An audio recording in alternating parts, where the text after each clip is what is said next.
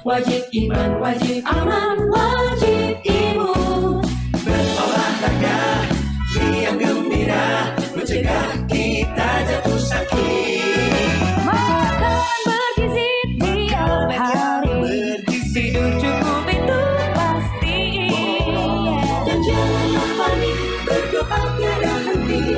Wajib iman, aman, imun. Pakailah maskermu, Jaga jarakmu, cuci tanganmu selalu.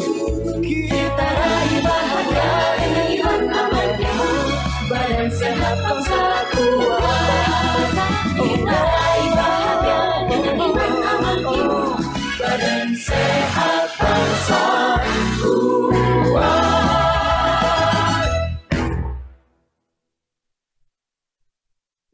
Saya Letnan Jenderal TNI Doni Monardo, Ketua Satgas Penanganan COVID-19, mengingatkan kita semuanya untuk tetap patuh kepada protokol kesehatan, memakai masker, menjaga jarak, dan dilarang berkerumun, serta mencuci tangan dengan menggunakan air yang mengalir dan sabun.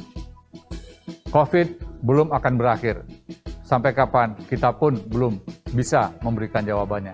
Dalam waktu dekat ini, kita juga akan menyelenggarakan serangkaian liburan, libur Natal dan libur Tahun Baru.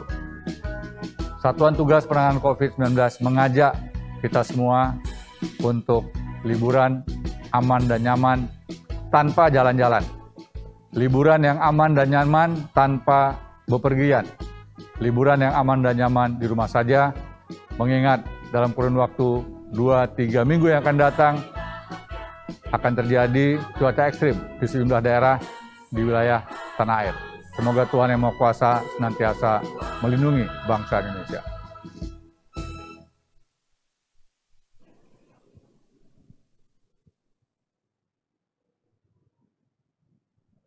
Halo pemirsa, senang sekali saya Anastasia Putri bisa kembali hadir menemani Anda hari ini. Bagaimana kabar Anda? Semoga tetap sehat dan selalu semangat dalam beraktivitas.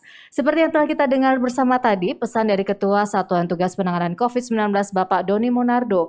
Mari kita liburan aman dan nyaman tanpa jalan-jalan, tanpa bepergian dan tetap di rumah saja. Serta jangan lengah dan lelah untuk disiplin dalam menerapkan protokol kesehatan kapanpun dan dimanapun. Serta jangan lupa untuk mengurangi kegiatan yang bisa berpotensi menimbulkan kerumunan. Nah, dialog kita kali ini berkaitan dengan momen besar akhir tahun, yaitu ibadah Natal di masa pandemi yang disiarkan secara langsung dari Media Center Satuan Tugas Penanganan COVID-19 Geraha BNPB Jakarta. Pemirsa, pengalaman adalah pelajaran berharga. Data menunjukkan dalam rentang waktu 10 sampai 14 hari setelah masa libur terjadi kenaikan jumlah kasus harian dan kumulatif mingguan sebesar lebih dari 50%. Karena itulah semua pihak harus bekerja sama agar tidak lagi terjadi peningkatan kasus yang diakibatkan kelalaian menerapkan protokol kesehatan selama beribadah Natal dan libur akhir tahun. Lalu bagaimana mempersiapkan ibadah Natal dan libur akhir tahun aman dari COVID-19? Telah hadir di studio narasumber yang akan berbagi kepada kita semua. Yang pertama saya perkenalkan ada Romo Vincentius Adi Prasojo selaku Sekretaris Jenderal Keuskupan Agung Jakarta. Apa kabar Romo? Baik, sehat, terima kasih. Ya, dan selanjutnya narasumber kita kedua ada Pendeta Jacqueline Fried Manuputi, Sekretaris Umum Persekutuan Gereja-Gereja di Indonesia. Apa kabar Pendeta Jackie? Baik, Anastasia, salam buat pemirsa di rumah. Sehat juga ya. Sehat. Dan narasumber yang bergabung melalui sambungan Zoom ada Dr. Inolin Panjaitan, Direktur Medik Rumah Sakit PGI Cikini. Apa kabar dokter? Baik Bu, sehat ya. Semoga kita semua sehat ya. Ya amin. Terima kasih dokter telah bergabung bersama kita semua pada hari ini. Dan sebelum kita mulai perbincangan kita kali ini, sebagai informasi kondisi di studio saat ini telah disanitasi dan mikrofon yang kami gunakan juga sudah didesinfeksi. Kami juga senantiasa menjaga jarak dan protokol ini juga memperhatikan protokol kesehatan dan ditujukan untuk semua kalangan. Untuk itu sebelum kita mulai diskusi, mari kita menggunakan hand sanitizer terlebih dahulu. Silakan Romo dan Pendeta.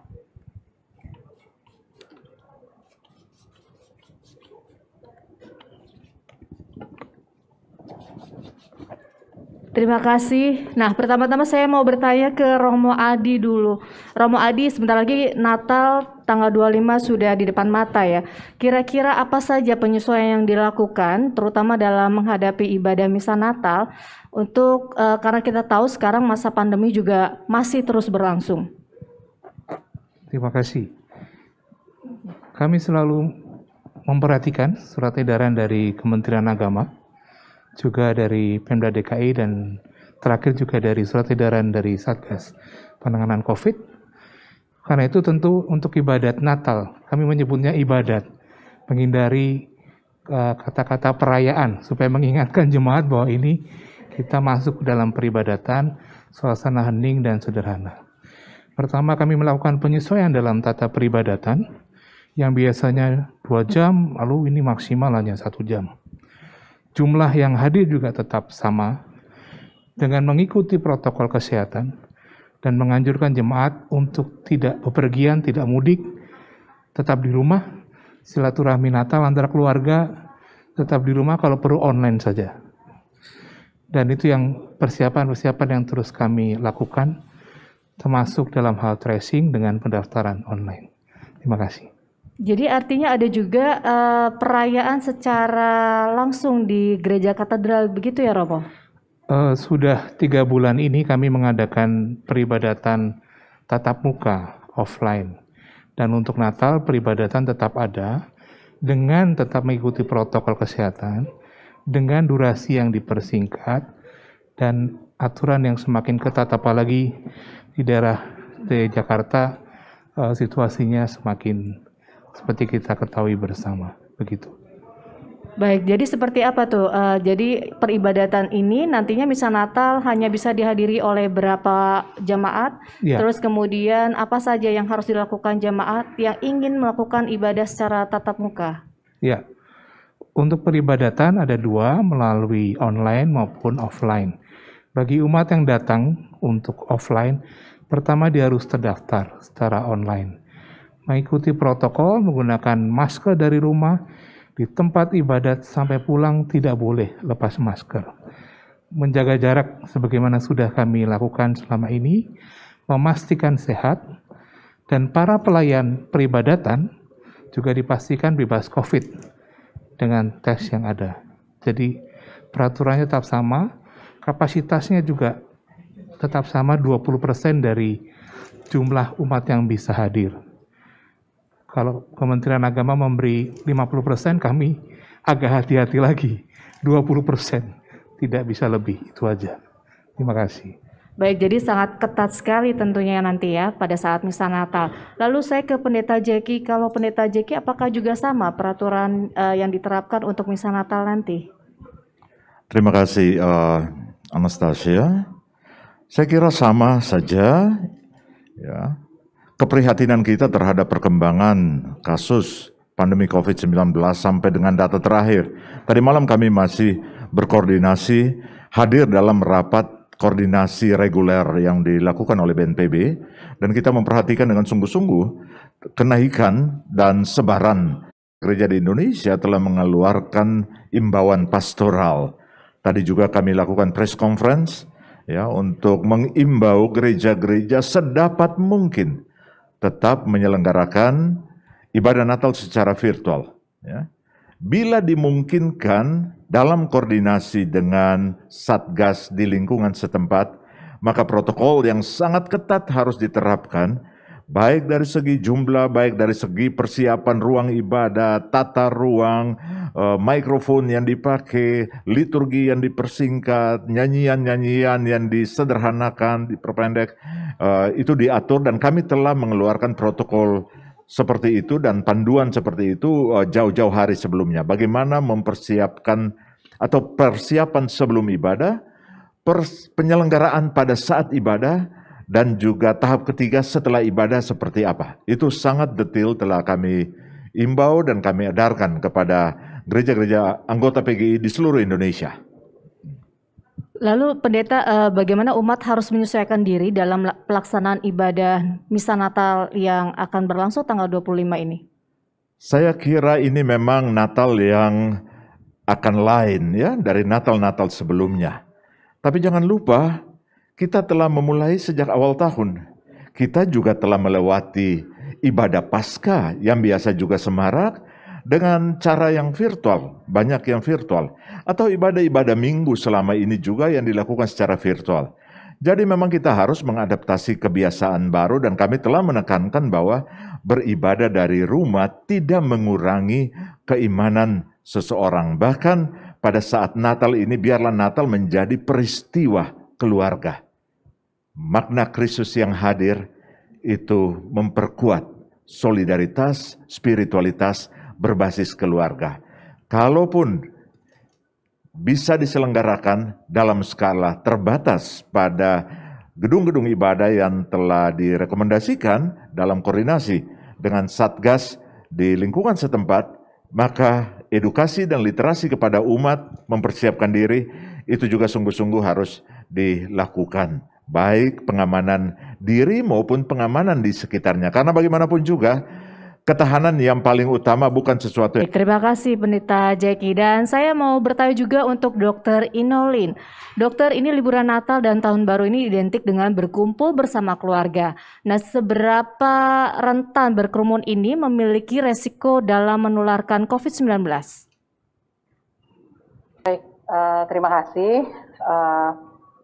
Begini, memang Natal Tahun Baru tuh identik dengan kumpul keluarga, ya. Makan bersama gitu ya, kumpul semua.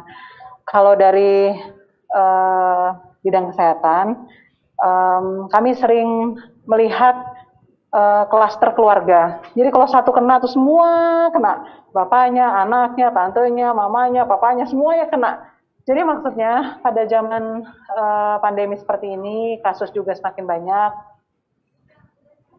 Kami bukannya anti keluarga ya, tapi kalau boleh kumpul keluarga itu sangat diminimalisir ya. Mungkin kita online aja, ataupun kalau mau kumpul keluarga, semua pakai masker, tetap menjaga jarak, mencuci tangan. Dan yang paling penting adalah kadang-kadang tuh kalau setelah ibadah Natal, itu kita suka makan minum bersama.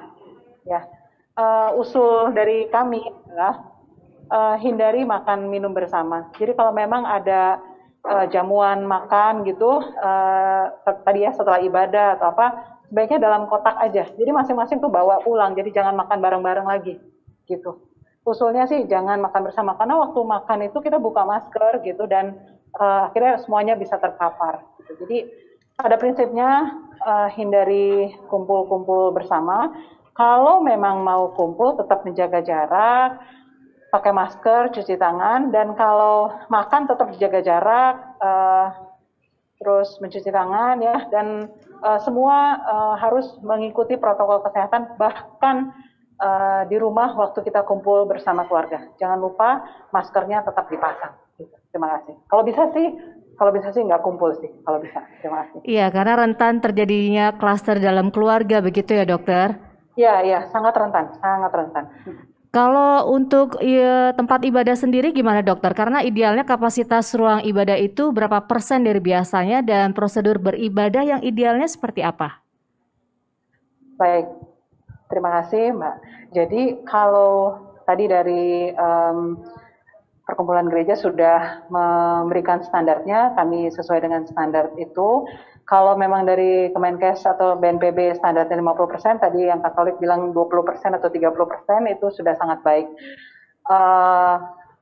Sebaiknya memang sangat amat dikurangi, kalau bisa 50% atau kurang dari 50%, dan dilakukan registrasi sebelum dia beribadah. Terus masing-masing harus memakai masker dengan benar, dan pakai masker yang tepat ya, tadi masker kain yang tiga lapis atau masker medis.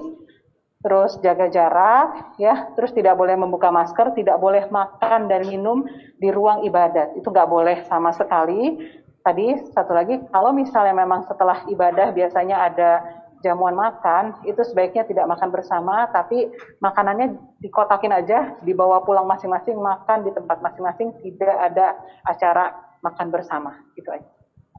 Iya, tentunya penting untuk terus saling mengingatkan ya dokter satu sama lain.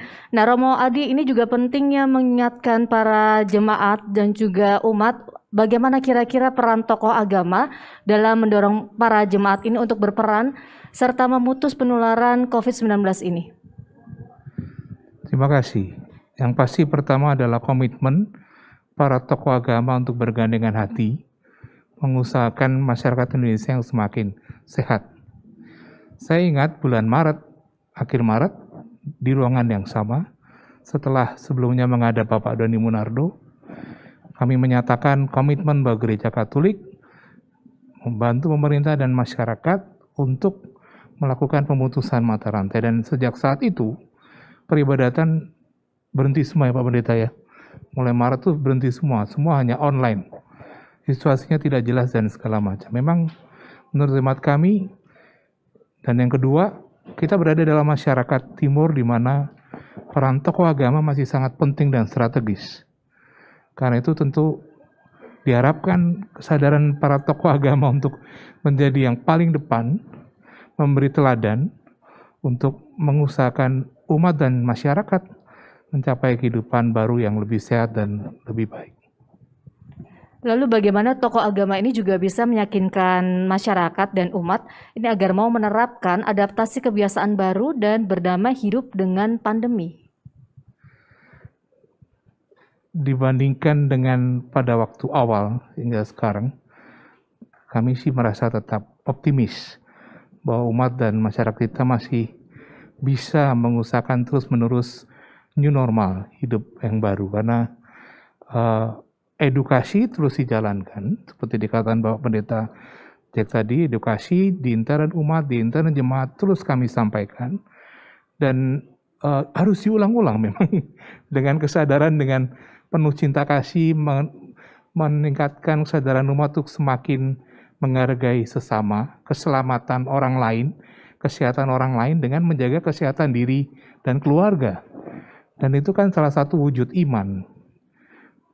Dan banyak tindakan-tindakan lain yang dilakukan untuk meningkatkan kesadaran dan tindakan konkret bagi semua. Ya, tentunya adaptasi kebiasaan baru ini juga termasuk beradaptasi dengan segala kegiatan keagamaan gitu ya Romo. Nah, bagaimana sejauh ini dari gereja sendiri bisa memberikan solusi pada masyarakat untuk tetap produktif hidup di tengah pandemi? Perjalanan bulan-bulan ini itu memberi pengajaran untuk kita. Pelajaran berharga bahwa situasi pandemi ini juga membawa transformasi cara hidup. Baik dalam cara hidup pribadi, keluarga, kesehatan maupun dalam kerja dan produktivitas. Kepada kita Tuhan memberikan sarana-sarana teknologi dan sarana-sarana lain untuk digunakan bagi kepentingan kesejahteraan bersama, dan itu rasanya semakin banyak peluang juga yang bisa diusahakan dalam situasi ini untuk tetap produktif dan tetap mencapai kehidupan yang lebih baik. Saya yakin juga Romo juga ikut beradaptasi ya bagaimana melakukan misa secara virtual. Ada tantangan tersendiri nggak Romo? Tentu saja pada waktu awal-awal saya kira semua agama, semua pihak juga mengalami hal yang sama. Tapi kemudian dalam terang dan bantuan Roh Kudus bersama-sama akhirnya oke, kita jalani ini tetap dengan sukacita, tetap dengan pengharapan, dan ternyata memang Tuhan tetap menyertai kita sampai sekarang dengan tetap terbuka pada bimbingannya. Baik, terima kasih Romo. Nah, untuk Pendeta Jack ini, pandemi berdampak pada seluruh sendi kehidupan kita. Nah, sebagai umat beragama dan beriman, bagaimana kita sebaiknya bersikap? Karena penting dipahami agar kita tidak menjadi penyebab sakitnya orang lain, karena kita bisa saja menulari dan membahayakan orang-orang terdekat. Terima kasih. Yang paling penting kita mengambil pelajaran selama 1 tahun ini ya, untuk melihat bahwa di hadapan COVID-19 tiba-tiba kita semua setara, kita rapuh secara fisik tapi juga secara psikis. Hanya karena sebuah kesalahan kecil kita bisa terjangkit dan meninggal. Ya. Kita bisa frustrasi karena berbagai dampak ikutan dari pandemi dan itu terlihat di mana-mana. Karena itu sikap yang paling pertama yang harus diambil adalah penguatan secara spiritual ya, bahwa kita terbatas dan oleh karena itu kita bergantung sepenuhnya pada kemurahan Allah. Sikap teologis, sikap spiritual, sikap mental itu harus diterjemahkan di dalam tindakan etis dalam relasi dengan yang lain. Kalau kita ingin menjaga dan memelihara kehidupan bagi diri kita sebagai anugerah, maka tindakan yang sama harus kita lakukan untuk orang lain di sekitar kita. Ya. Tidak bisa kita menyelamatkan diri kita sendiri, ya, dan membiarkan orang lain terpapar dan celaka. Solidaritas kemanusiaan itu menjadi nilai yang harus diterjemahkan sungguh-sungguh secara etis, dan itu bisa dimulai dengan cara menjaga dan merawat serta mempertahankan kehidupan. Turuti protokol kesehatan yang telah ditetapkan, menjaga jarak fisik, jarak sosial, mencuci tangan dengan air mengalir dan sabun setiap saat, memakai masker setiap saat, menghindari kerumunan dan lain-lain. Itu cara kita berpartisipasi di dalam panggilan untuk merawat dan membela kehidupan. Ya, mungkin Pendeta Jaki juga bisa bercerita kira-kira ada kegiatan pendampingan atau program khusus begitu sebagai respon dari adanya pandemi ini? Tentu, kami melalui gereja-gereja anggota, bahkan di PGI, kami misalnya membuka portal online untuk konseling. Ya, sekalipun ini sesuatu kebiasaan yang baru yang tidak dengan cepat bisa diadaptasikan oleh masyarakat. Tapi kamu juga terlibat di dalam upaya untuk menyediakan platform ekosistem ekonomi seperti marketplace, toko online, dan menginisiasi, ya, melatih, menginkubasi pelaku-pelaku bisnis terutama pada basis ibu-ibu rumah tangga, ya, untuk terlibat di situ dan berjejaring untuk saling menopang. Yaitu antara lain yang kita lakukan untuk menyikapi dampak-dampak pandemi, tetapi juga secara rutin misalnya, ya, memanfaatkan berbagai platform media sosial untuk menghubungkan segmen-segmen komunitas yang marginal di dalam pandemi ini, misalnya orang-orang lanjut usia, para senior, ya, yang kemudian merasa sangat sepi dan sendiri. Nah, itu kita misalnya hubungkan dengan sahabat mereka, dengan teman mereka, ya, lewat online, ya. Itu jadi sesuatu yang, jadi ada banyak sekali gagasan, ide kreatif yang bisa dikembangkan, ya. Ketika kita tinggal di rumah, bekerja, beribadah, bersekolah dari rumah, bukan berarti kita menjadi orang-orang yang lumpuh, ya, tapi gagasan-gagasan kreatif yang baru bisa dikembangkan. Nah, itu caranya kita beradaptasi dengan kebiasaan-kebiasaan baru. Ya, tetap harus kreatif ya, meski dilakukan secara virtual. Dokter, saya juga mau bertanya ke dokter. Dok, ini setiap kali selesai liburan, ini terjadi penambahan kasus yang cukup mengkhawatirkan. Bagaimana ini, Dok? Agar masyarakat juga bisa belajar dari pengalaman sebelumnya, bahwa dampak liburan ini tidak main-main. Baik, terima kasih Mbak. Ya, sebagai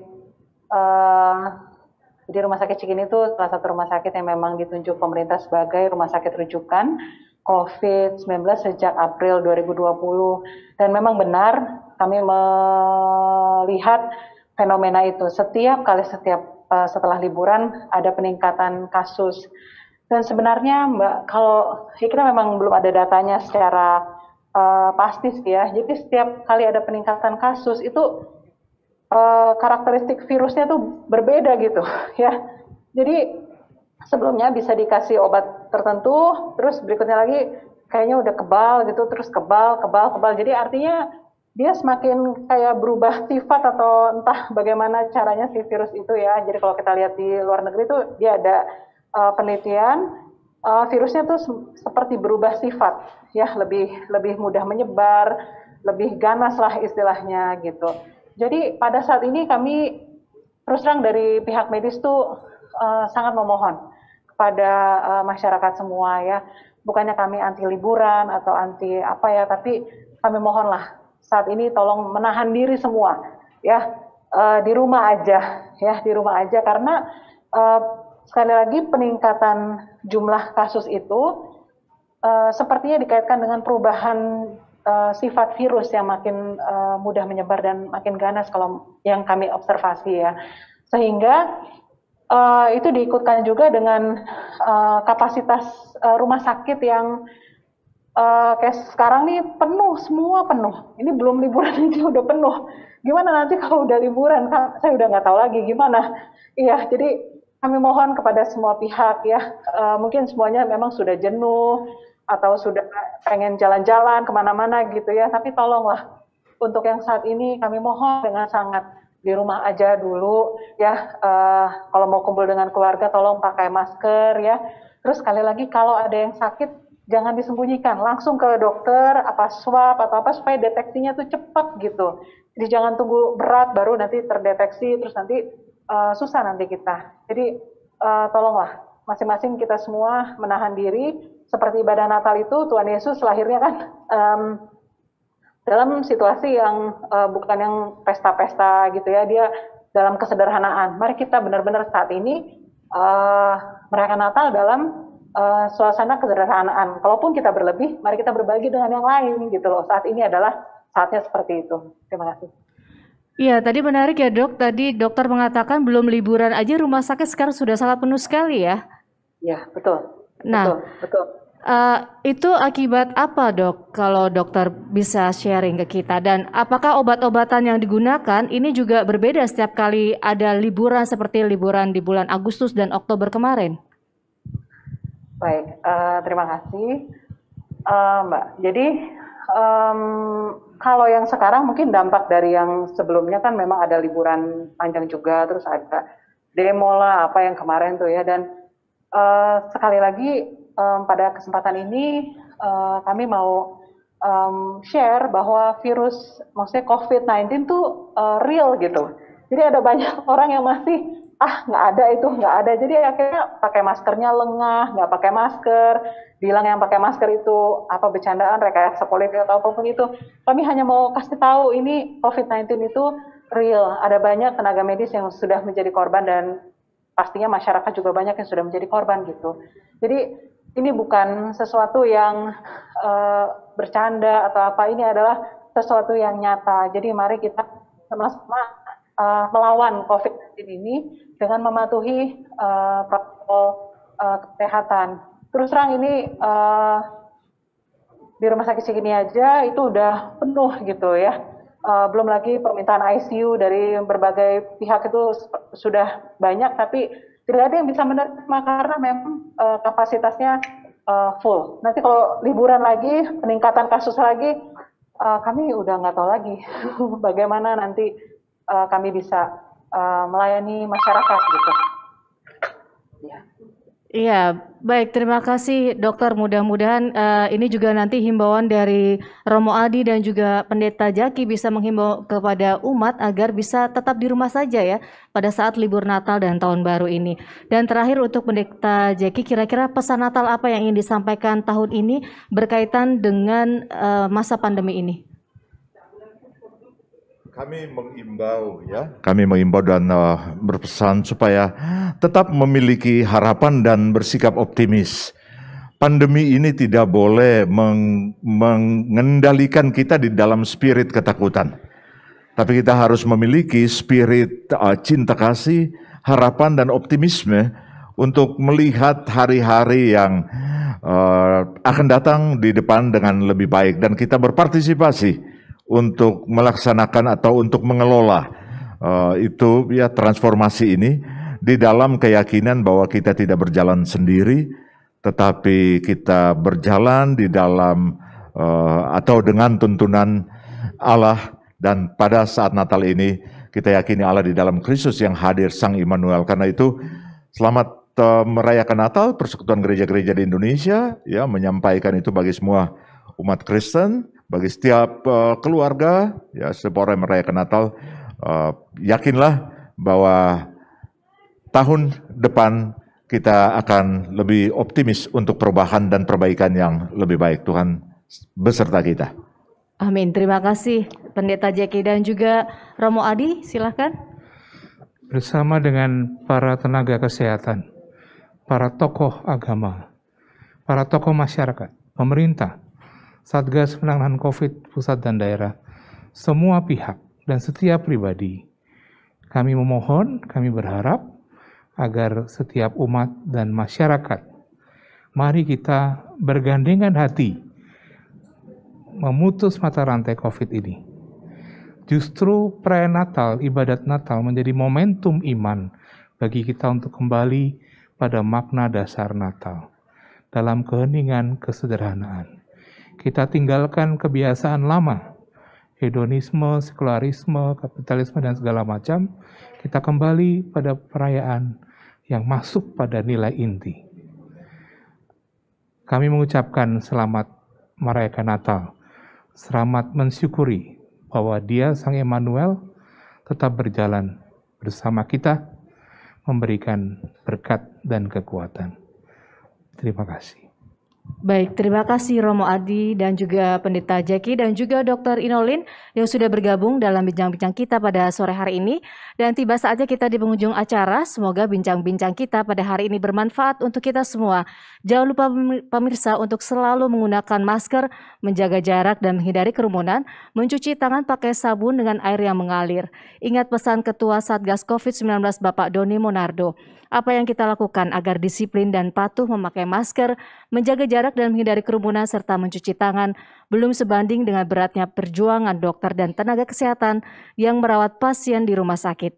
Mereka yang mengabaikan protokol kesehatan sehingga menimbulkan korban jiwa bukan hanya dimintai pertanggungjawaban di dunia tetapi juga di akhirat. Saya akhiri talkshow kita siang hari ini. Saya Anastasia Putri bersama tim yang bertugas dan para pembicara pamit undur diri. Selamat siang dan sampai jumpa.